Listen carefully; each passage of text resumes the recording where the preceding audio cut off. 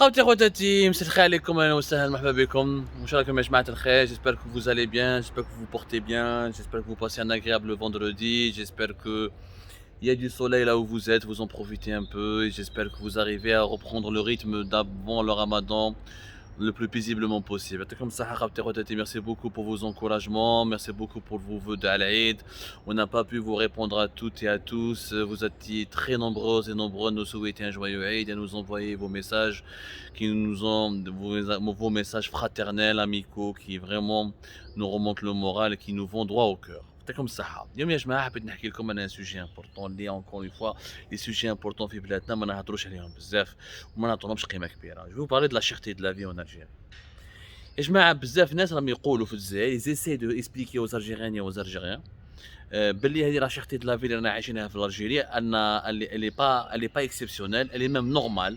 Ils essaient de la banaliser, de la relativiser, ou ils essaient de nous faire croire que le monde entier souffre de l'inflation et de la cherté de la vie et des augmentations phénoménales des prix et que c'est à cause de la Covid-19 et de ses effets désastreux, de la pandémie de la Covid-19 depuis 2020-2021 et c'est à cause encore une fois des conséquences et des retombées de la guerre terrible lancée par la Russie contre l'Ukraine et de ce conflit géopolitique mondial qui ressemble à davantage une troisième guerre mondiale déguisée qu'à une guerre régionale ou la conflit local.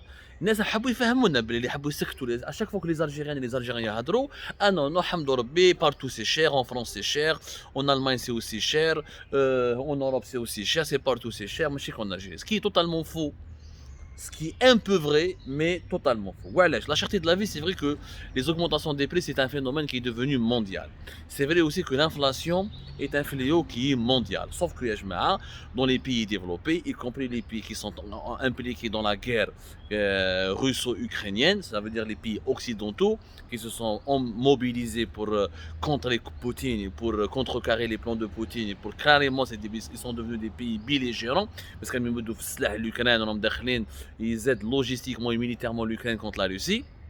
Dans ces pays-là, l'inflation est 4, 5, 3, 4, 5%.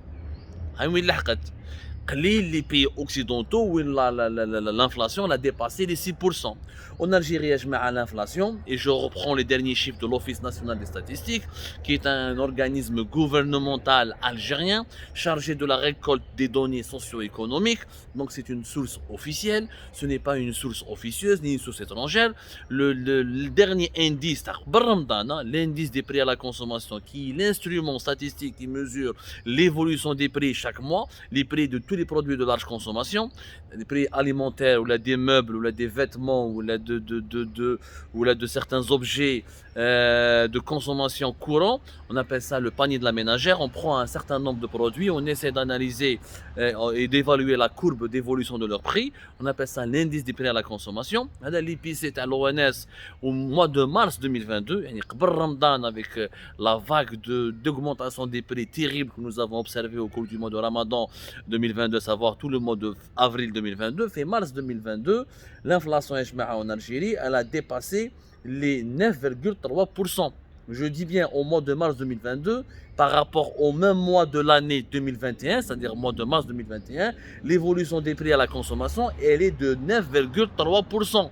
C'est-à-dire presque de 10%. Et c'est l'ONS qui l'affirme. Le rythme de l'inflation annuelle est de 8,2%. Quand on compare de avril 2021 à mars 2022 et de avril 2020 à mars 2021, nous sommes entre 8,2% et 9,3% d'inflation. Il y a presque 10%. Ce qui est énorme. On a l'Algérie une inflation à 2 chiffres. Les augmentations des prix. Plus concrètement, la pédagogie, l'augmentation des prix des produits de large consommation, que ce soit les produits agricoles ou les produits alimentaires, l'industrie agroalimentaire, ou les vêtements, ou les meubles, ou les produits qui sont immatériels, qui mettent les services de communication, etc., les recherches téléphoniques, etc., la majorité des prix en Algérie augmente de 10 jusqu'à 50, voire 60%. C'est des augmentations à 2 chiffres. ماشي à un chiffre, à deux chiffres. Là, t'es comme un exemple, un exemple concret. La pomme de terre, par exemple, elle a augmenté de plus de 20% sur l'espace de un mois. Les prix de la viande de poulet, de pratiquement 9,4%. Les prix des légumes, plus de 14,4%. Les prix des produits agricoles ont augmenté en moyenne de 6,7%. Les prix de tous les biens alimentaires ont augmenté de plus de 3,7%. Quand on va détailler la catégorie des produits, شوفوا مليح باش تعرفوا باللي هادو les augmentations sont anormales, ils n'ont rien à voir avec la guerre en Ukraine parce que la guerre en Ukraine et effectivement elle a un impact plus l'impact de la Covid-19 mais dans tous les pays du monde l'inflation ما طلعتش 10%. حنا راهي داخله في 10% يا جماعه, c'est-à-dire le double la cherté de la vie et son poids réellement économique sur le pouvoir d'achat des Algériens, sur le revenu des Algériennes et des Algériens, il pèse le double de l'inflation qui est dans les pays européens. D'autres femmes. Voilà. Comme des exemples concrets. Donc, je vous par exemple, les produits agricoles ou alimentaires ont subi en moyenne des augmentations de prix de 30 voire 50% entre mars 2021 et mars 2022. Entre 30 et 50%. Je fais un un exemple, la pomme de terre, entre mars 2021 et mars 2022, son prix a augmenté de plus de 74%. Les viandes et les poissons, entre mars 2021 et mars 2022, les prix des poissons et des viandes ont augmenté de 23,76%. Les prix des légumes ont augmenté durant la même période de 13,70%. Les huiles, leurs prix ont augmenté de plus de 29%. Les produits sucrés et les sucreries, leurs prix ont augmenté de mars 2021 à mars 2022 de plus de 15%. Donc, même les prix du café, la taille, le kahwa ou la taille, leurs prix ont augmenté de plus de 22,4% entre 2021 et 2022. C'est des augmentations phénoménales. On ne parle pas de 5%, on ne parle pas de 10%, on parle de 70%, de 20%, de 30%. C'est énorme. ما عندها حتى علاقه. واش دخل البطاطا في اوكران؟ واش دخل لو كونفلي تاع اوكران لا روسي مع لوغمونطاسيون دو لا بوم دو تير اون الجيري؟ ما عندهاش. واش يقول لك في اون ايكونومي؟ واش يقول لك؟ توت لي زيكول ايكونوميك توت توندونس كونفوندو يقول لك باللي l'inflation c'est un phénomène qui est normal. Il y a pas un pays au monde qui connaît pas d'inflation. كاش منها. L'inflation elle est même nécessaire. وعلاش كاينه l'inflation؟ لازم نفهموا باللي plus les gens gagnent de l'argent, plus ils vont dépenser.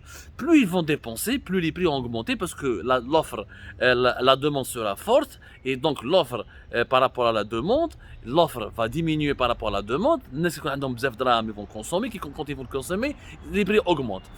Quand l'inflation est un signe que l'économie fonctionne bien. هذه ما كاينه منها بصح. Il y a une règle où je dis que quand l'inflation dépasse les 2-3%, qu'est-ce que ça devient? Non, nous sommes dans une situation de crise économique. À partir du moment où la Banque Centrale Européenne ou la Fed, la Réserve Fédérale Américaine, ils ont une règle de 2 à 4%. Et la majorité des pays développés, ils ont cette règle aussi. La majorité des économistes et des systèmes économiques du monde développé sont avec cette règle. L'inflation, quand elle dépasse 4%, entre 2%, déjà, il y a un signal d'alerte. Il faut alerter. Il y a déjà fait l'alerte. Quand tu dépasses 3, il y a déjà en crise. Qui est 4%, il y a en récession économique. Parce que 4% de points en inflation, ça veut dire des augmentations de prix terribles, ça veut dire que la consommation interne de ce pays les consommateurs vont dépenser beaucoup moins parce que les prix seront inaccessibles, et quand les consommateurs vont beaucoup moins dépenser, les entreprises vont gagner beaucoup moins d'argent parce qu'elles ne pourront pas réaliser des bons revenus, des bons chiffres, parce que les entreprises vivent de la consommation des citoyens. Quand le consommateur ne dépense pas, l'entreprise n'arrive pas à vendre. Quand l'entreprise n'arrive pas à vendre, n'arrive pas à écouler ses marchandises, elle ne pourra pas gagner un bon chiffre d'affaires, donc elle ne pourra pas augmenter les salaires, elle ne pourra pas réaliser de nouveaux investissements et elle ne pourra pas rembourser facilement les crédits d'investissement. On entre dans la récession économique. En Europe, la conséquence de la crise s'est aggravée, la crise économique et financière qui a commencé avec la Covid-19 et qui s'est aggravée avec le conflit en Ukraine, entre la Russie, la guerre, non c'est pas la Russie en Ukraine, a provoqué une inflation à 4 à 5%. Certains pays européens sont à 6%. Rares les pays européens dont l'inflation dépasse 6%. En Algérie, on a 10%. On a le double. Ou l'inflation en Europe, par quoi elle est provoquée? Elle est provoquée. L'élément central en Europe dans l'inflation, c'est l'énergie. Quand le baril du pétrole augmente et le prix du gaz augmente, il y a une inflation. Parce que la facture de l'énergie fait augmenter يا جماعه les prix de tous les produits agricoles et manufacturiers parce que tout de la pomme de terre jusqu'à la chaise ou là jusqu'à la statue ou là jusqu'à la voiture, tout est produit avec de l'énergie, notamment avec du pétrole et du gaz. Le pétrole et le gaz, il est essentiel dans toute l'industrie agroalimentaire, agricole. Tous les dérivés du pétrole et du gaz sont essentiels au fonctionnement de l'économie. Quand l'énergie augmente, le coût de la vie augmente et l'inflation augmente. C'est le premier facteur de l'inflation dans les pays développés. Sauf que l'énergie, nous la produisons. Nous sommes un pays de pétrole et de gaz. Nous exportons le pétrole et le gaz. En Algérie, les prix de la consommation d'énergie sont subventionnés. Les Algériens ne le gaz à sa juste valeur, ou le pétrole à sa juste valeur. Donc, l'inflation en Algérie n'est pas provoquée par l'énergie. Donc ça n'a rien à voir avec l'énergie, parce qu'on a le pétrole ou le gaz, et on ne l'utilise pas pour l'industrie, parce qu'on n'a pas l'industrie. Justement, notre rythme de consommation de l'énergie ne change pas, parce que tout est subventionné, qu'il gaz, qu'il les produits pétroliers. Donc, la véritable problématique, ou la véritable origine de la cherté de la vie en Algérie, ce n'est pas l'augmentation des prix du pétrole et du gaz, ce n'est pas le conflit ukrainien et russe, c'est l'inexistence d'une production nationale. ما عندناش une production nationale في بلادنا، ما عندناش une économie.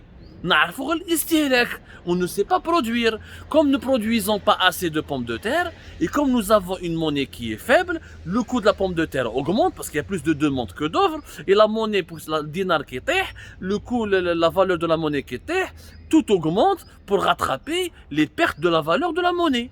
Le problème en Algérie, c'est l'absence de production. Le cas une agriculture qui est forte, la cherté de la vie, l'inflation ne sera pas à 9%, 10%, elle sera à 5%, elle sera à 4%, maximum 6%, comme dans les pays développés. Mais comme nous n'avons pas d'agriculture, comme nous n'avons pas d'industrie, nous dépendons entièrement des importations. Ce que nous revendons en pétrole et en gaz, nous allons le réimporter en produits manufacturiers ou en produits transformés. Donc, la monnaie est dinar parce que nous n'avons pas de croissance économique. Donc, tout nous revient plus cher. Mais il y a la guerre en Ukraine et la Russie.